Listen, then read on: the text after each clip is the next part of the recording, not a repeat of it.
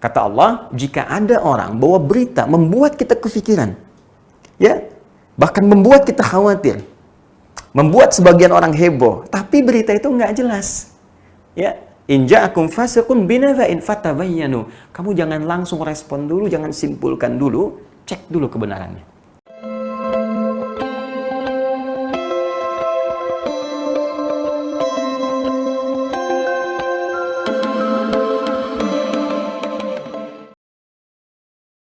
Bismillahirrahmanirrahim. Assalamualaikum warahmatullahi wabarakatuh. Alhamdulillah, wassalatu wassalamu ala rasulillah wa ala alihi wa sahbihi wa man walah wa ba'du. Saudara-saudariku dimanapun Anda berada, alhamdulillah berjumpa kembali dalam program Aku Suka di hari ke-14 di bulan Ramadan tahun 1441 Hijrah. Tentunya kita selalu bermohon kepada Allah Subhanahu wa Ta'ala, semoga seluruh ibadah yang telah kita tunaikan di siam Ramadan tahun ini, dari hari pertama sampai dengan saat ini setidaknya, diterima oleh Allah Subhanahu wa Ta'ala. Semoga dosa kita diampuni oleh Allah Subhanahu wa Ta'ala. Semoga seluruh salat kita dikhusyukkan oleh Allah Subhanahu wa Ta'ala, diterima amalannya, dan juga qiraah, tilawah, serta hafalan Quran kita, juga amal-amal yang lainnya. Namun demikian, di edisi yang ke-14 ini, ada satu tema spesial yang akan kita kaji terkait dengan isu yang luas berkembang sampai juga kepada kami dan menghadirkan banyak pertanyaan, diskusi, serta mencoba untuk menghadirkan solusi dalam turunan penjelasan Al-Quran dan Sunnah Rasulullah SAW, khususnya terkait dengan penanggalan 15 Ramadan esok hari yang jatuh pada hari Jumat. Isu yang berkembang telah coba saya tuangkan dalam tulisan kajian spesial edisi Aku Suka saat ini, yaitu tentang isu dukhan dan benturan asteroid yang banyak berkembang di masyarakat, diwacanakan terjadi hari Jumat 15 Ramadan, pertengahan Ramadan 1441 Hijrah, atau bertepatan dengan 8 Mei tahun 2020 Masehi. Seperti apa sesungguhnya paparan dalam Al-Quran dan Sunnah Nabi SAW menjawab terkait isu dimaksud? Ini yang coba kita akan jelaskan dalam kajian kita spesial di hari ini. Sebelum kita masuk pada kajian dan isu dimaksud tentang benturan asteroid dan juga dukhan, kita ingin turunkan dulu satu kaidah dasar terkait dengan landasan pengetahuan dalam Al-Quran dan hadis-hadis Nabi SAW. Patut dicatat dan tolong garis bawahi, sumber pedoman kita, baik dalam beragama, dalam turunan semua konteksnya, apakah ibadah atau muamalahkah, atau semua disiplin kehidupan bahkan yang kita lalui di muka bumi ini, itu selalu didasarkan dalam nilai-nilai pengetahuan yang sangat ketat. Bahkan dalam konteks ini, Al-Quran memberikan satu uraian yang sangat terperinci dan tegas sifatnya. Ya, kita beri contoh misalnya, dan saya tegaskan sebelum masuk ke sini bahwa Anda hanya akan temukan aturan ini dalam Al-Quran. Anda hanya akan temukan detil ini dalam hadis.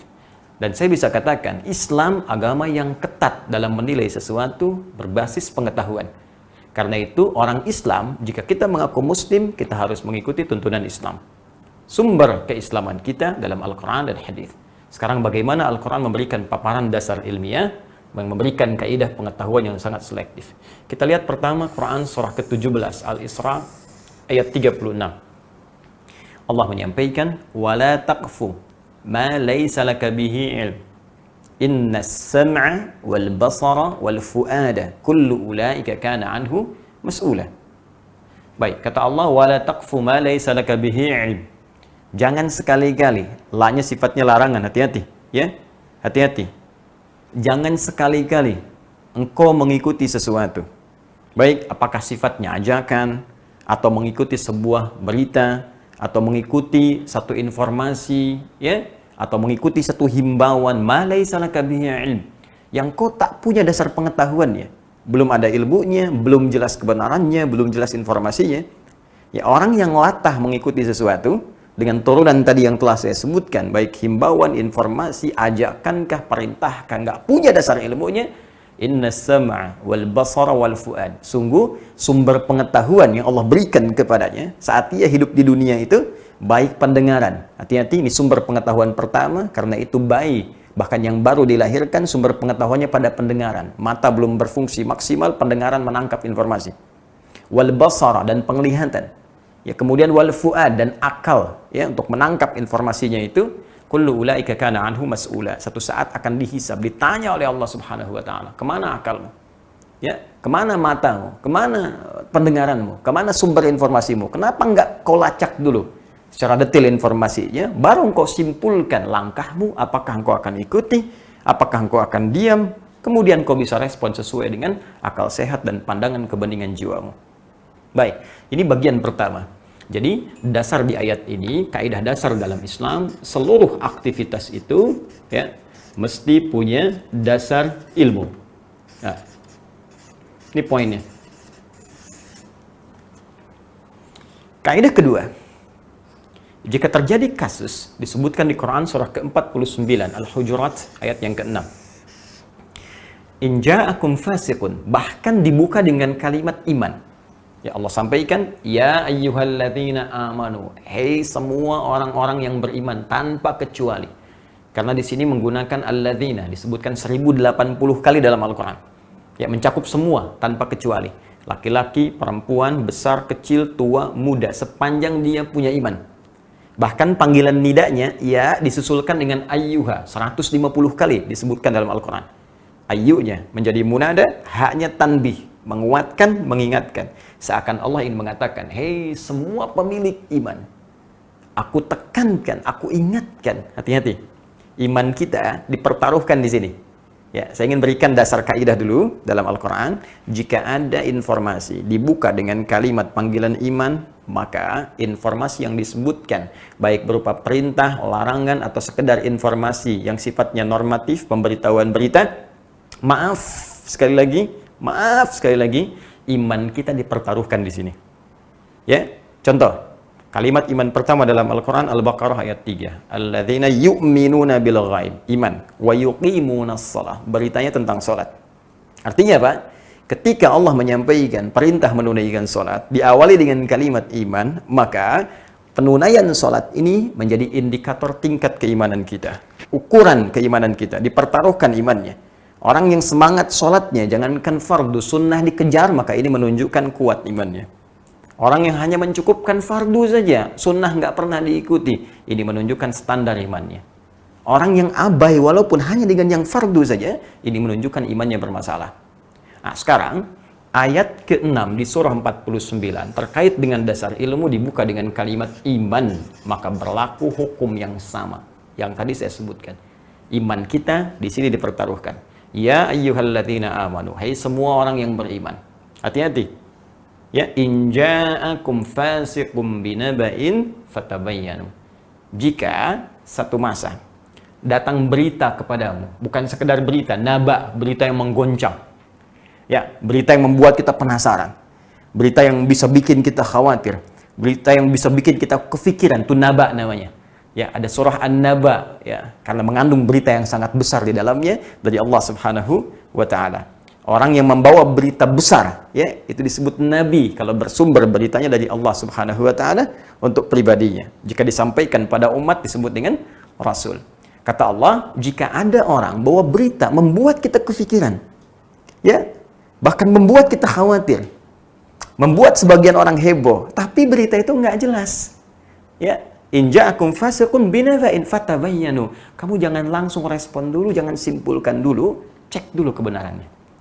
Maka di sini Islam mengenal tradisi validitas, tradisi check and recheck, ya, dicek, divalidasi dulu.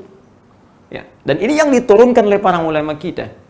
Ya, bahkan dari situ nanti muncul turunan ilmu hadis. Itu yang paling ketat. Allahu Akbar.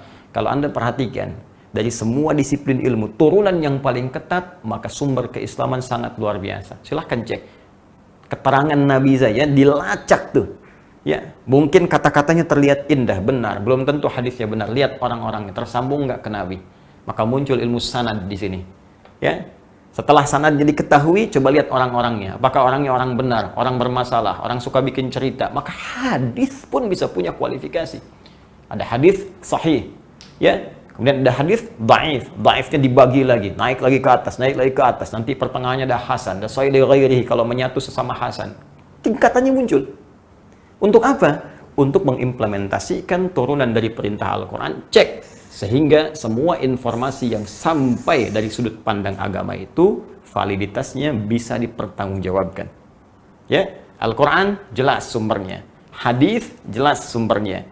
Untuk menerjemahkan itu semua dalam kehidupan, dalam konteks aktivitas kita, maka terjemahkan dan praktekkan apa yang Al-Quran perintahkan. Cek. Kemudian bagaimana cara mengeceknya? Ya, diturunkan kemudian oleh Allah firman-Nya surah ke-16. Ya, surah An-Nahl, ya. An-Nahl ayat yang ke-43. Ya, paling kiri sebelah atas di mushaf, halaman 272. Ya, baris 1 sampai dengan baris ke-2. Langsung saja ke intinya, kata Allah, fas'alu ahladzikri in kuntum la ta'lamun. Ya, jika Anda punya persoalan, jika Anda punya permasalahan, jika Anda ingin mencari informasi, fas'alu menggunakan fa harfu atfin. Ya, rabitin baina syai'aini bila hudud. Huruf penyambung di antara dua peristiwa, cepat tanpa jeda. Cepat, kata Allah. Kalau bisa jangan ada jeda. Cepat, jangan respon dulu. Ya, cepat, jangan ambil tindakan dulu. Cepat apa? Cepat tanyakan ahla dzikri pada orang yang ingat. Zikrun itu, ya, nanti maknanya luas. Bisa berarti semua aktivitas yang mengingatkan kita kepada Allah. Turunannya banyak. Ya, ada zikir dalam bentuk lafzi, subhanallah, alhamdulillah, Allahu akbar yang kita bacakan ba'da shalah. Itu dalilnya Quran surah ke-4 An-Nisa ayat 103. Ada doa disebut zikir, Quran surah ke-7 ayat 205. Ya, salat disebut zikir, Quran surah ke-20 ayat ke-14. Ya, ada lagi teman-teman sekalian, Quran. Baca Quran disebut zikir, Quran surah ke-15 ayat 9. Menghafal Al-Quran disebut zikir, Quran surah ke-54 ayat 17, 22, 32, 40. Tapi jangan lupa, pengetahuan pun disebut dengan zikir. Bukankah di Quran surah ketiga Ali Imran ayat 190 sampai 191, orang yang mengamati bintang ke bintang, astronom, orang yang mengamati segala yang ada di bumi, geolog dan turunannya. Ya, inna fi khalqis samawati wal ardi wa ikhtilafil laili wan nahari la ayatin li ulil albab. Ulul albab itu ahli ilmu yang mengamati segala kejadian di langit, yang mengamati kejadian di bumi, pertukaran siang dan malam, pengetahuan. Ya, siapa mereka? Alladzina yadhkurunallaha qiyaman wa qu'udan wa 'ala junubihim. Orang-orang yang zikir.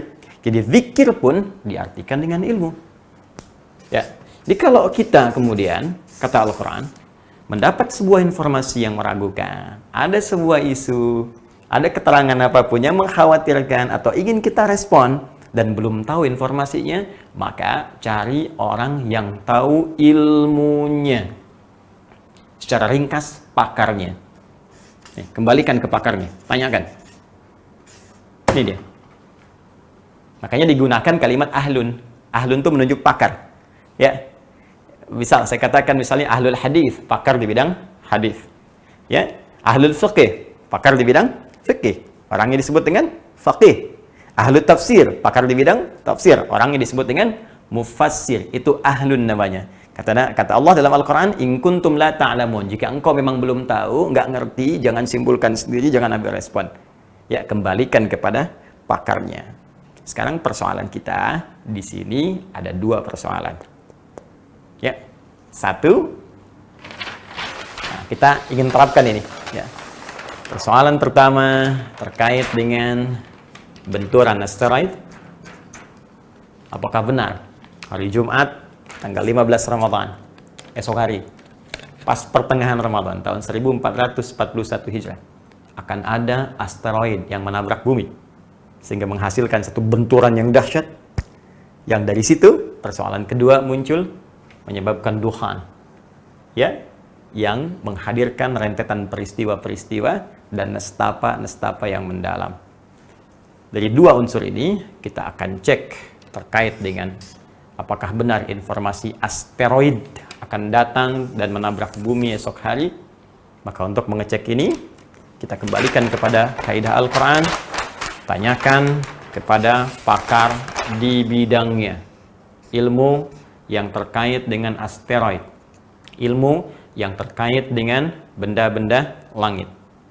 Maka ini, mohon maaf sekali lagi, bukan objek kajian dari para ustadz, yang apalagi spesifik membahasanya hukum-hukum turunan fikih ibadah saja, atau fikih muamalah saja, tapi kita mesti cross-check ini informasinya dengan menurunkan pada golongan orang-orang yang memang spesifik mempelajari bidang astronomi.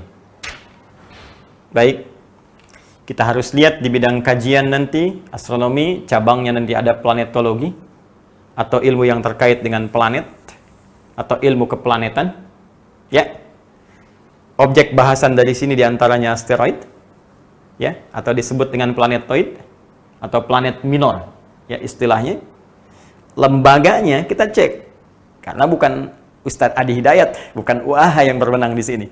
Ya, kita harus cek memang yang pakar, astronom-astronom yang mengkaji persoalan ini.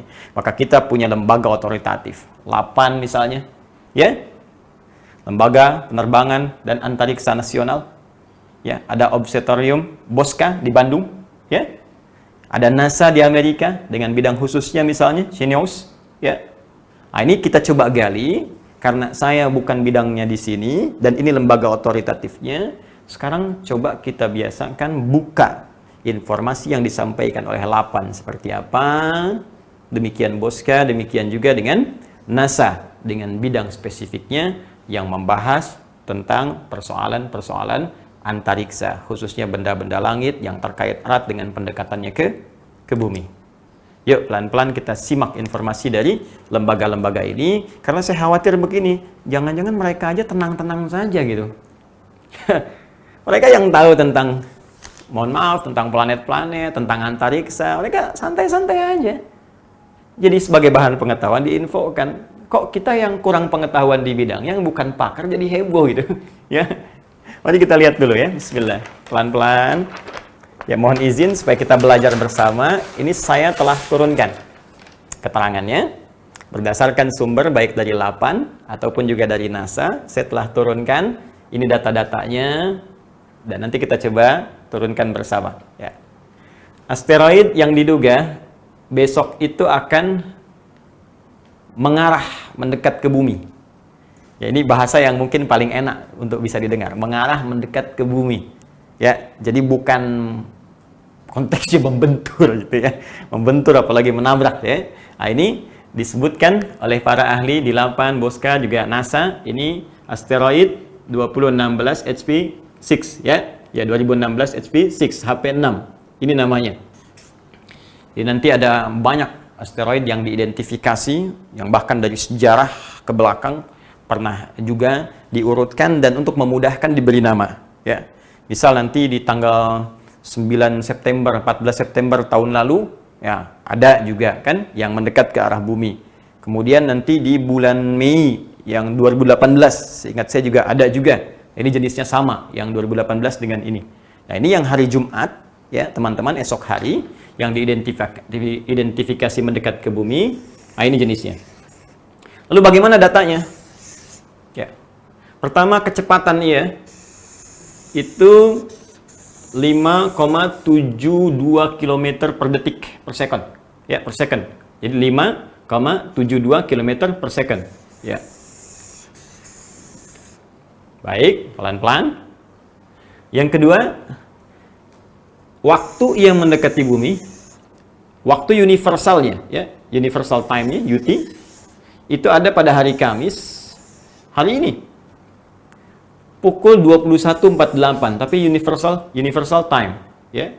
Karena sifatnya universal time, maka kemudian ini kalau kita arahkan ke waktu Indonesia bagian barat, maka setidaknya jamnya akan serupa dengan jam 4.48 pada hari Jumat.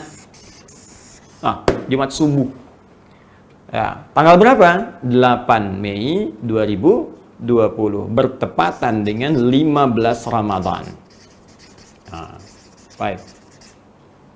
Jadi kalau kita katakan ada asteroid diidentifikasi asteroid 2016 HP6 dan kemudian punya kecepatan 5,72 km per second, ya, dia mendekati bumi pada hari Kamis pukul 21.48 Universal Time, waktu universal, atau hari Jumat, ya, subuh jam 4.48 waktu Indonesia bagian barat, bersamaan dengan 15 Ramadan. Wah, ini bagaimana nih? Nabrak nggak kira-kira? Ya. Nah, belum selesai informasinya. Kita turunkan dulu informasi dimaksud supaya lebih bisa sempurna dan kita bisa pahami dengan jelas. Bismillahirrahmanirrahim. Yuk kita lihat. Ini baru 2. 3. Jaraknya, walau kecepatannya 5,72 km per second, tapi jaraknya dari bumi 1,66 juta kilometer. Bayang nggak? Silakan ukur.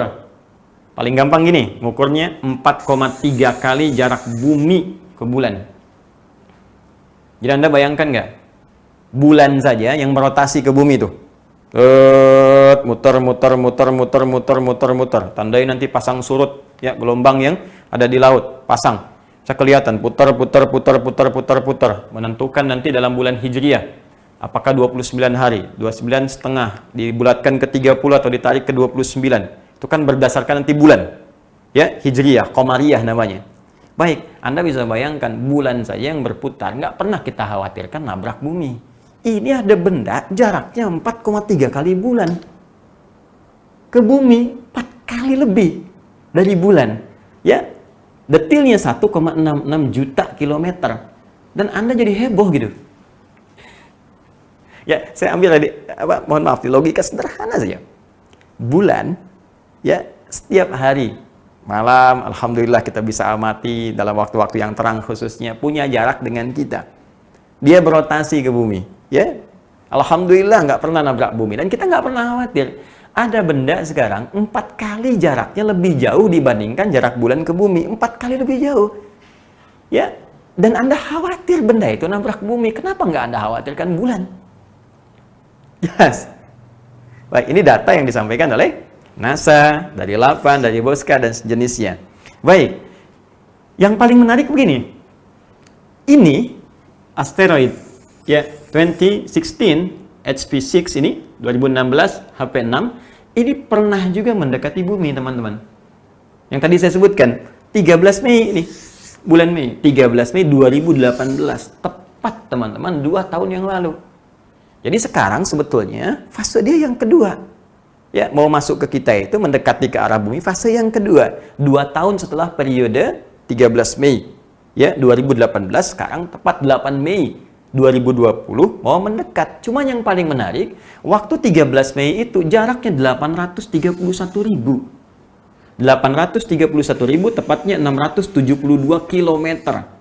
Saya mau tanya pada Anda, kenapa yang waktu Mei 800.000 sekian Anda tidak khawatir? Sekarang ketika jaraknya makin jauh, 1.000.000 sekian, kenapa pada heboh mau kiamat? Baik, disinilah pentingnya kita mengamalkan isi Al-Quran secara benar. Baik, ya? Ini poinnya. Dan yang paling menarik, data dari LAPAN mengatakan, ini sulit untuk diamati. Tidak dapat diamati.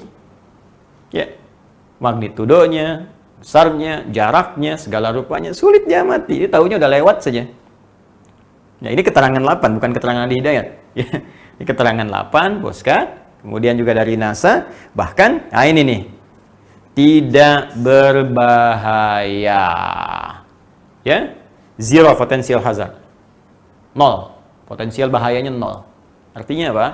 Jadi dari lembaga yang otoritatif, baik NASA, kan? Kemudian juga ada LAPAN, ada Boska, dan tentunya juga di Eropa punya, negara-negara lain juga punya. Yang paling menarik, mereka tidak pernah menyimpulkan bahwa benda itu, asteroid 2016 HP6 itu akan membentur dengan bumi. Ini analisis lembaga otoritatif. Karena itu saya tidak melihat satu gejolak di media misalnya, ya, baik sifatnya online ataupun yang lain, yang berisi media-media yang otoritatif untuk mengabarkan berita. Saya tidak melihat di Amerika ada heboh misalnya, di Eropa ada heboh, atau tetangga-tetangga kita ada heboh. Kan orang Islam itu bukan di Indonesia saja.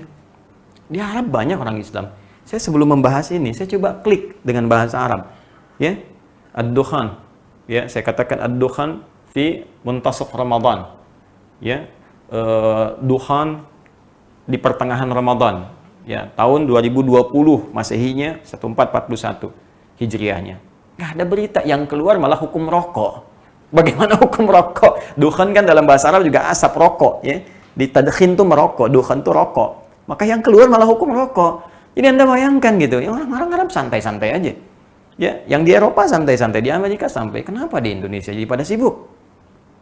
Nah, ini saya ingin kembalikan kepada aspek ilmiahnya dulu. Jadi kalau ada kekhawatiran bahwa rangkaian akan ada tabrakan, akan ada ini, akan ada itu, saya kira itu satu reaksi yang berlebihan, ya, dan menurut saya hal demikian ada baiknya untuk kita koreksi kembali, sehingga dengan itu lebih menjadikan kita umat yang berilmiah, umat yang berilmu, dan ilmunya disandarkan pada keterangan Al-Quran dan Sunnah Rasulullah SAW. Ini bagian yang pertama. Jadi kita mendudukan sesuatu sesuai dengan akurasi informasinya. Di sini pun saya mengatakan saya bukan pakar di bidang astronomi, karena itu saya merujuk keterangan para astronom dari lembaga-lembaga yang terpercaya atau otoritatif. Nah, tinggal persoalan yang kedua. Kita lihat, kembalikan ke awal, mohon maaf, bismillah. Ini saya pakai flip chart ya untuk hari ini supaya memudahkan dibolak-baliknya. Dukhan. Ya. Allahu Akbar. Teman-teman, apa itu dukhan? Apa kaitannya dengan 15 Ramadan? Ya kan? Kemudian, apa dampak-dampaknya? Dan lebih penting, dari mana sumbernya? Itu yang paling utama. Nah, maka dalam konteks ini, saya ingin coba batasi dulu. Dukhan memang benar dimasukkan pada satu di antara 10 tanda-tanda yang sangat spesifik tentang akan mendekatnya atau terjadinya kiamat. Bahkan jelas turun surahnya langsung, Allah berikan keterangan surah Ad-Dukhan. Ya, fartaqib yauma ta'tis sama'u bidukhanim mubin. Ya, berhati-hati, semakin mendekat nih. Ya, khususnya nanti pada saat langit mulai mendatangkan satu asap, dukhan, asap yang nyata. Ya, dan banyak tafsiran di situ. Ya, bahkan Imam Al-Qurtubi memberikan 3 tafsiran utama.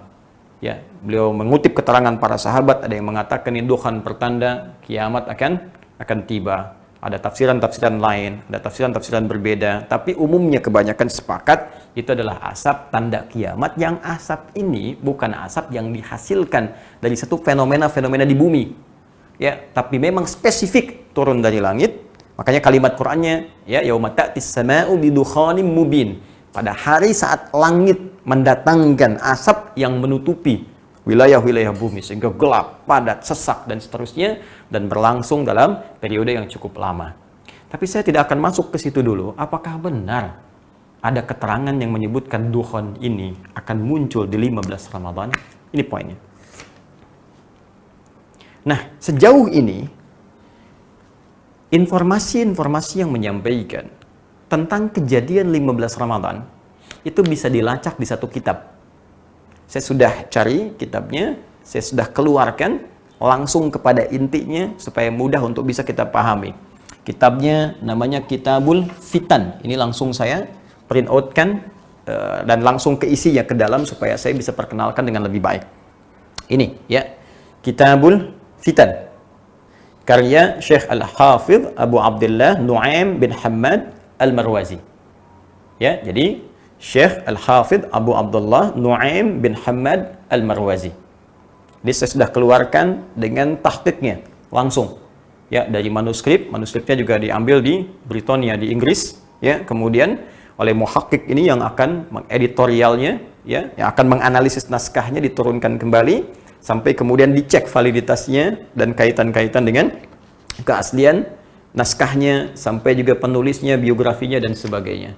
Secara singkat, pembahasan tentang tadi itu ada di halaman 228. Ini. Di nomor pembahasan 638, halaman 228. Ya. Di sini beliau menyampaikan informasi, kalau saya bacakan misalnya, baik. Haddatsana Abu Umar an Abil Hay'ah qala haddatsani Abdul Wahhab ibn Husain an Muhammad bin Thabit al-Bunani an abihi an al-Harith al-Hamdani an Ibnu Mas'ud radhiyallahu ta'ala anhu an Nabi sallallahu alaihi wasallam qala idza kanat sayhatun fi Ramadan fa innahu yakunu ma'ma fi Syawal, ya, kemudian wa tamayyazal qaba'il fi dzil qa'dah wa tusfiku ad-dima fi dzil hijjah wal muharram yaquluha thalathan hayhata hayhata yuqtalu an-nasu fiha harjan harjan. Qala qulna wa ma sayhatu ya Rasulullah. Baik, secara singkat Nabi mengatakan jika nanti terjadi pakik suara yang kencang, ya, di bulan Ramadan yang menyebabkan banyak turunan-turunan peristiwa, ya, akan terjadi kerusuhan, akan terjadi banyak perpecahan, ya, di suku-suku, akan terjadi pembunuhan, akan terjadi macam-macam, kan? Maka bertanya para sahabat, pakik suara apa itu ya Rasulullah? Ya, apa yang terjadi? Qala hadhihi fin nisfi min Ramadan lailata jumu'atin. Ini terjadinya suara ini di bulan Ramadan, di malam Jumat, pertengahan Ramadan. Fin nisfi Ramadan, pertengahan Ramadan, di malam Jumat. Baik, fatakunu huddatan, ya, tuqidun naim, ya, wa tuqidul qa'im. Maka ini akan menyebabkan orang tidur bisa bangun, orang berdiri bisa duduk, saking kagetnya.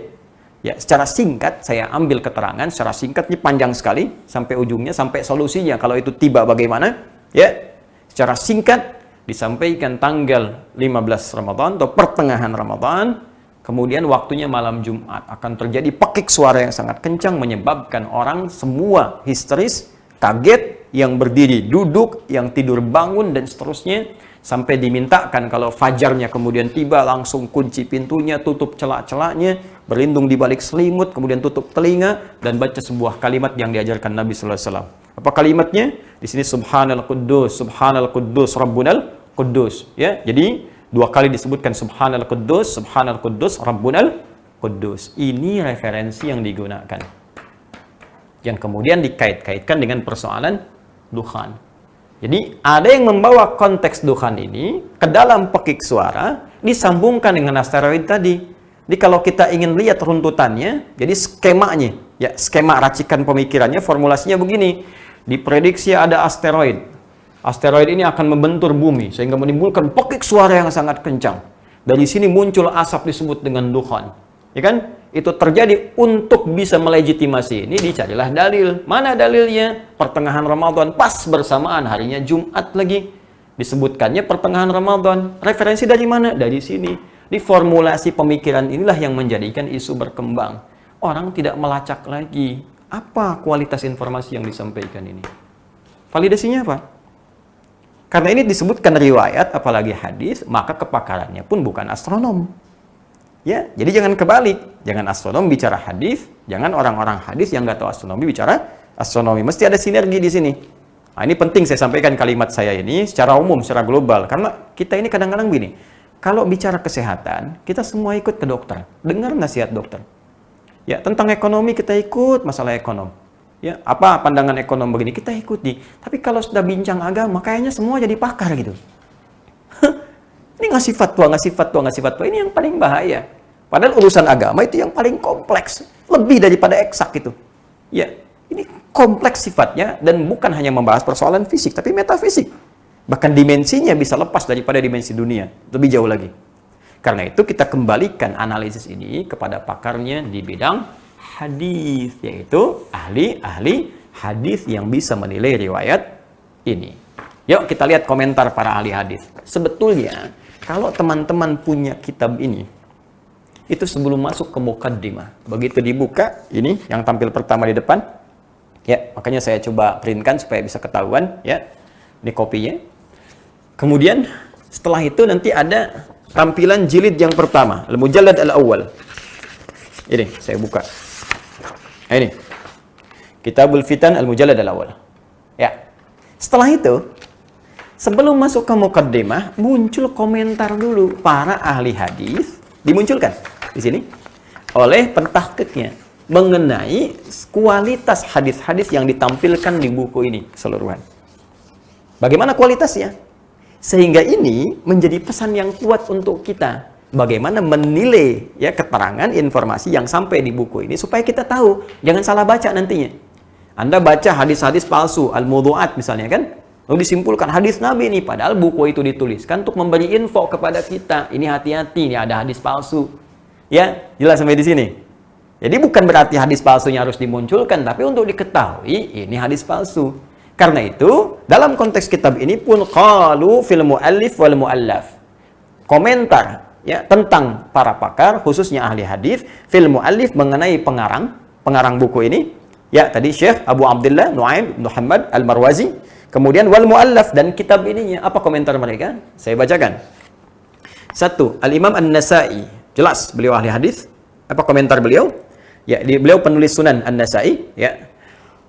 Qad kathura tafarruduhu 'anil a'immah al-ma'rufin bi ahaditsa katsiratin fasara fi haddi man la yuhtajju bihi. Beliau ini, ya, Abu Abdullah Nu'aim ibn Muhammad ini Al-Marwazi, kata Imam An-Nasa'i, qad kathura tafarruduhu 'anil a'immah al-ma'rufin. Ini sering banyak beda dengan para imam-imam ahli hadis yang populer, yang otoritatif. Ini saling menyelisihi. Ya, saling menyelisih riwayat. Dan kaidah dalam ilmu hadis jelas mengatakan, kalau ada satu riwayat menyelisihi yang lain yang lebih thiqah, lebih populer, lebih kredibel, lebih diketahui, apalagi tidak jelas misalnya, maka yang ini yang menyelisihi ditinggalkan. Ya, karena itu, bi ahaditsa katsiratin, banyak riwayat-riwayat hadis-hadis yang diriwayatkan oleh beliau ini menyelisihi imam-imam yang lain yang lebih otoritatif, fasara fi haddi man la yuhtajju bihi, maka jadilah beliau ini ya dalam konteks hadis-hadisnya tidak bisa dijadikan hujjah. Nah, Imam An-Nasai imam, dia cuma ustad. Wah, Ustad Adi Hidayat ini imam, jelas, ya, ikut ustad, ikut imam, ya jelas saya pun ikut ini, apalagi Anda yang bukan ustad, imam juga bukan, gitu ya. Baik, kata beliau, hadis-hadis yang masuk di sini itu tidak bisa dijadikan dalil. Secara gampangnya ditolak. Secara gampangnya abaikan aja. Ya, secara singkatnya nggak usah panik, tinggalin aja. Ya, baik. Lanjut. Imam Maslamah Ibnu Qasim, ya, masya Allah beliau juga pakar di bidang hadis. Walahu ahaditsu munkarah. Ya, walahu ahaditsu munkaratun fil malahim infarada biha. Disampaikan lagi, ini menguatkan pendapat Al-Imam An-Nasa'i. Ya, kata beliau siapa? Abu Nu'aim ini, ya, Abu Nu'aim ini, ya, Allah yahfadz, Allah yarhamhu, ya, memiliki banyak hadis-hadis munkarah yang ditolak. Fil malahim, dalam bab malahim, ya, wa tafarrada biha, dan cuman beliau yang nulis sendiri, yang lain enggak. Ini menarik ya. Jadi kadang-kadang sering nulis-nulis riwayat-riwayat yang lain tuh nggak dapet nih hadisnya dari mana gitu. Cuma ini yang menyendiri. Oke, teruskan lagi. Imam Az-Zahabi, ya, ini sangat lebih otoritatif lagi ya dalam konteks jarah wa ta'dil, dalam menilai apakah orang ini termasuk orang-orang otoritatif, kredibel atau bukan. Baik. Bagaimana keterangan beliau? Yuk kita lihat. Nu'aim, Allahu Akbar, bin kibari awiyatil ilmi. Min kibari awiyatil ilmi. Nu'aim ini bin Hamad Al-Marwazi ini, ya hafizahullah, beliau ini termasuk orang yang ahli ilmu. Objektif penilaiannya. Lakinnahu, tapi la tarkanun nafsu ila riwayatihi. Kemudian yang paling menarik, wala yajuzu li ahadin an yuhtajja bihi. Ya. Allahu Akbar. Wala yajuzu li ahadin an yahtajja bihi. Cuman sayang, saya nih nggak bisa condong untuk ngambil riwayatnya. Bahasanya halus ya. Jadi nggak langsung mencela, nggak, oh ini bid'ah nih, ini pelaku gini. Tuh, coba lihat adabnya para imam. Ya, adabnya imam. Bid'ah nih, ini, wah ini ahli ngarang-ngarang. Tidak.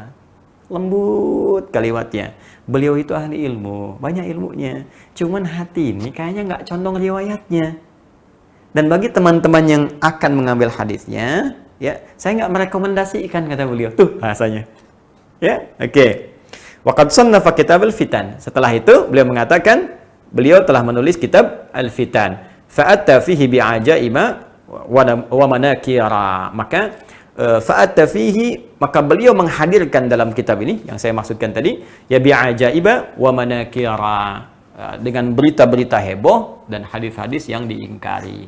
atau informasi-informasi yang disandarkan pada Nabi tapi tidak diakui oleh para ulama. Jadi beliau, walaupun penulis kitab ini Abu Abdullah Nu'aim bin Muhammad Al-Marwazi mengatakan ini hadis dari Nabi SAW, tapi para ahli hadis menolaknya, menggolongkan ke dalam hal-hal yang harus diingkari, menyebutnya dengan sesuatu yang tidak digunakan sebagai hujjah, nggak bisa dipakai sebagai dalil, bahkan ada yang lebih kencang mengatakan hadisnya palsu, dan seterusnya. Dan saran para ulama hadis bahkan sudah jangan terlalu serius. Kata para ulama hadis jangan terlalu serius. Tapi mohon maaf, kita pun mesti adil. Saya coba ingin tanya loh, teman-teman yang pernah menyampaikan riwayat ini, pernah lihat kitabnya nggak? Itu pertanyaan saya. Jangan-jangan Anda sepotong-sepotong saja. Ambil, apalagi yang nggak pernah lihat sama sekali, heboh, awas besok dukhon aja nggak tahu Anda apa. Saya mau tanya, Anda saja yang meriwayatkan informasi ini, yang menyampaikan, pernah lihat kitab itu nggak? Dugaan saya, besar kemungkinan belum pernah lihat. Dalam arti melihat itu benar-benar membaca dengan teliti. Ya, kalau lihat begini, Anda barusan lihat juga, lihat Ustaz. Ya. Yang saya maksudkan membaca dengan teliti. Anda mesti ingat, di halaman tadi, teman-teman, 228 yang ini, yang hadis nomor 638, sebetulnya beliau pun bukan ingin menguraikan tentang peristiwa kiamat. Abu Nu'aim ini bukan ingin berbicara tentang peristiwa kiamat. Anda mesti tahu, ini termasuk satu rangkaian dari 9 halaman pada sebuah judul yang beliau beri nama di halaman 224. Ini ada babnya.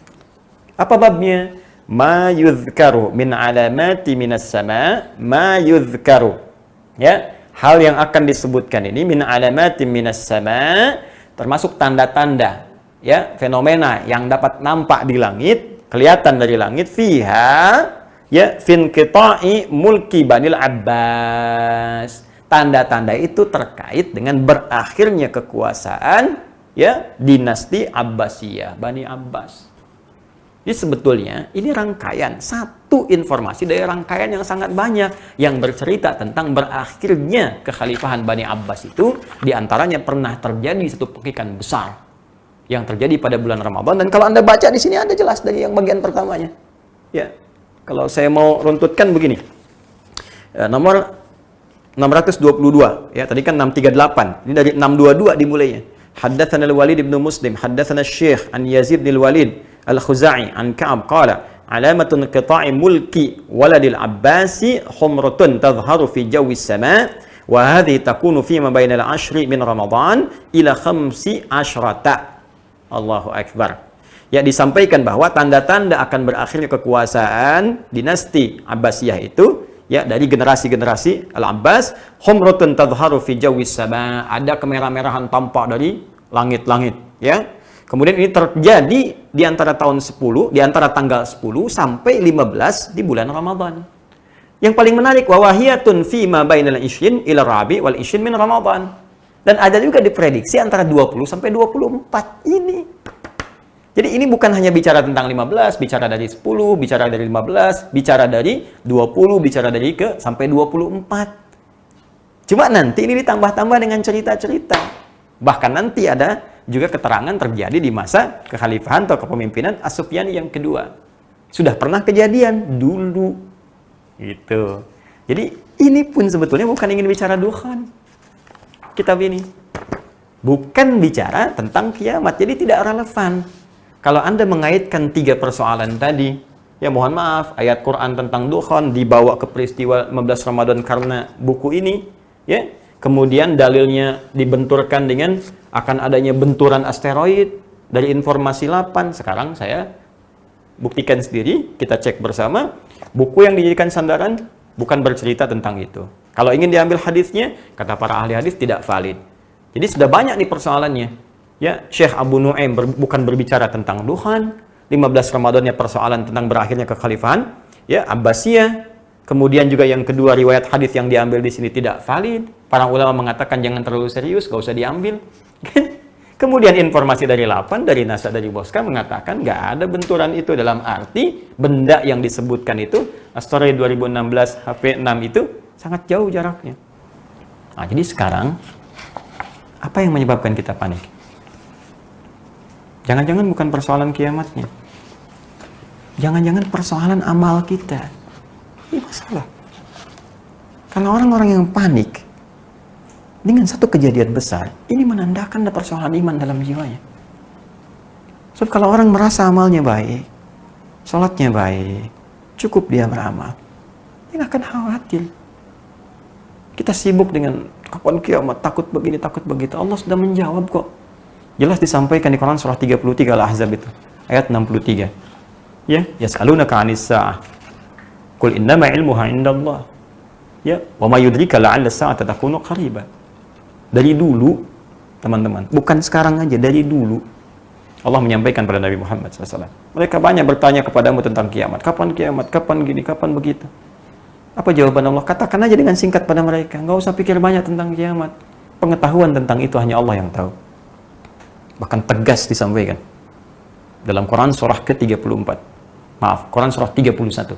Dalam Quran surah 31 Luqman, ayat 34. Yang 34 ayatnya. Ayat terakhir di surat Luqman. Perhatikan. Innallaha indahu ilmus sa'ah. Hanya milik Allah pengetahuan tentang kapan terjadinya kiamat. Bahkan kalimatnya jelas disebutkan waktu. Ya, di Quran itu banyak. Kiamah, yaumul kiamah. Yaitu ada bahkan surahnya surah ke-75. Ya, la uqsimu biyaumil qiyamah, yaumuddin, yaumul akhir, tapi menunjuk pada waktu spesifik saat. Kalau sekarang saat itu jam. Ada menitnya, ada detiknya. Kata Allah sampai menitnya, detiknya cuman saya yang tahu, kata Allah. Ya, kita hanya diberikan berupa tanda-tanda dari yang kecil sampai dengan yang besar supaya waspada. Dan kiamat yang paling kecil itu adalah kematian kita. Wafat kita itu kiamat sughra. Sekarang kita sibuk bicara tentang yang besar-besar. Apa kita nggak sadar kita akan wafat? Apa belum cukup setiap Allah menandakan tanda-tanda di bulan baik? Demi Allah saya katakan. Demi Allah sekali lagi saya katakan. Setiap tiba bulan baik, entah dari Rajab kah, Sya'ban kah, terutama Ramadan, selalu ada saja orang baik yang wafat. Sesuai dengan ajalnya. Kalau wafat itu sudah ajal. Tapi yang paling menarik, kenapa Allah tampakkan di waktu-waktu yang baik? Ya, kemarin kita saksikan Guru Zuhdi. Ya, Insya Allah, Ramadan. Sebelumnya ada yang di Sya'ban. Sebelumnya ada yang di Rajab. Ya, sederhana. Mungkin kita berprasangka bahwa mereka amal sudah cukup. Dosanya semakin menipis. Ya, bahkan mungkin Allah menghapuskannya. Dan hisabnya ringan di hadapan Allah Subhanahu wa taala. Kita siapa? Kita siapa? Berapa ayat Quran sudah kita hafalkan sebagai bekal menuju Allah? Tahu dari mana salat kita selama ini diterima oleh Allah Subhanahu wa taala? Siapa yang bisa membebaskan diri dari riya ketika beramal dengan harta? Sudah yakin akan diterima. Anda sibuk berbicara tentang kiamat, tapi tak sadar bahwa kita sedang diburu oleh kematian yang boleh jadi lebih cepat datang dibanding apa yang kita pikirkan. Oleh karena itu, saya kira cukup selesai tentang persoalan ini. Dan saya juga menyarankan kepada kita semua, para ustadz, teman-teman, kiai dan sebagainya, ayo kita sama-sama bersinergi dengan baik, menghadirkan materi-materi yang bisa memberikan bekal-bekal positif bagi umat, yang setidaknya bisa meningkatkan keimanan, kedakwaan di hadapan Allah Subhanahu wa taala dengan cara yang benar. Adapun hal-hal semacam ini kita coba jauhi, ya, supaya tidak menghadirkan informasi yang keliru, kepanikan-kepanikan. Kita ingin bahas tidak ada masalah, tapi kita simpulkan dengan cara yang sesuai, cara yang benar, dengan paparan-paparan yang senafas dengan nilai-nilai Al-Quran dan Sunnah Rasulullah SAW. Dan kita hindarkan celaan-celaan. Kita jauhi makian-makian. Ini bukan waktunya, ini bukan ruangnya, ini bukan tempatnya. Yang kita harus lakukan, semua bersinergi untuk beramal soleh dan membangun nilai-nilai kebaikan. Saya kira ini yang dapat saya jelaskan, dan boleh jadi, dan sangat mungkin terjadi, ada banyak kesalahan dari apa yang telah saya ucapkan, saya sampaikan, dan sangat terbuka bagi diri saya untuk menerima masukan-masukan, sehingga kita bisa mengoreksi bersama, dan kembali kepada jalan-jalan kebaikan yang benar, sesuai dengan apa yang dikehendaki oleh Allah Subhanahu wa Ta'ala, pencipta semua manusia kita, tanpa kecuali. Semoga Allah merahmati kita, semoga Allah memberikan keberkahan pada kita, semoga Allah memberikan ridha kepada kita, dan semoga Allah memakmurkan negeri kita tercinta, Indonesia, dan memberikan nilai-nilai kebaikan dan mengangkat wabah COVID-19 atau Corona yang sekarang tengah kita hadapi. Subhanakallahumma wa bihamdika asyhadu an la ilaha illa anta astaghfiruka wa natubu ilaik. Allahumma ya rabbal alamin wa akhiru da'wana alhamdulillahi rabbil alamin. Assalamualaikum warahmatullahi wabarakatuh.